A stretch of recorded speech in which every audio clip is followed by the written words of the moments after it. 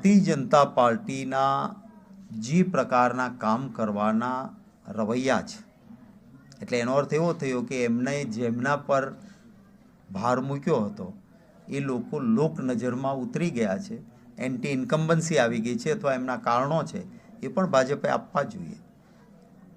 જે નેતાઓને વાપરીને મૂકી દેવાના એ પ્રકારની પ્રક્રિયા કરવાની હોય તો એ પણ કહેવું જોઈએ, અથવા તો એમનામાં શું એવા અવગુણ હતા એ પણ એમણે કહેવું જોઈએ કે જેમને તમે બનાવ્યા હતા એમને ફરી પાછા બહારથી લાવીને કાપીને ત્યાં મૂકવા પડે છે, તો એના કારણો પણ જણાવવા જોઈએ.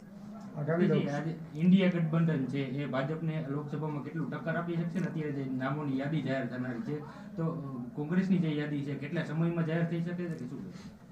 કોંગ્રેસ પક્ષે પોતાની જે પ્રક્રિયા અને જે એક્સરસાઇઝ અમારી હોય છે એ મેં ઓલમોસ્ટ ગુજરાતમાં પૂરી કરેલી છે. સ્ક્રીનિંગ કમિટીની મિટિંગ પણ અમારી થઈ ગઈ છે. યોગ્ય સમયે વહેલા ઉમેદવારો પણ તબક્કાવાર જાહેર થતા રહેશે.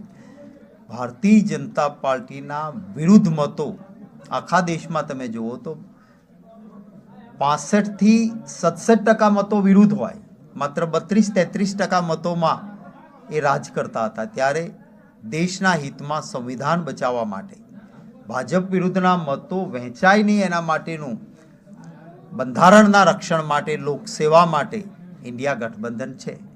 અને એમાં નેતાઓને પરેશાન કરવાના, તોડવાના, અનેક સત્તાના દુરુપયોગ કરીને અને લોકશાહીમાં જે ન ઉપયોગ થવો જોઈએ એવી પ્રક્રિયાનો ઉપયોગ કરીને ભાજપ પ્રયત્નો કર્યા છતાં મોટાભાગના રાજ્યોમાં ઇન્ડિયા ગઠબંધનના સીટોની વહેંચણી અને ગોઠવણી એ મોટાભાગે પૂરી થઈ છે. એનો આનંદ છે.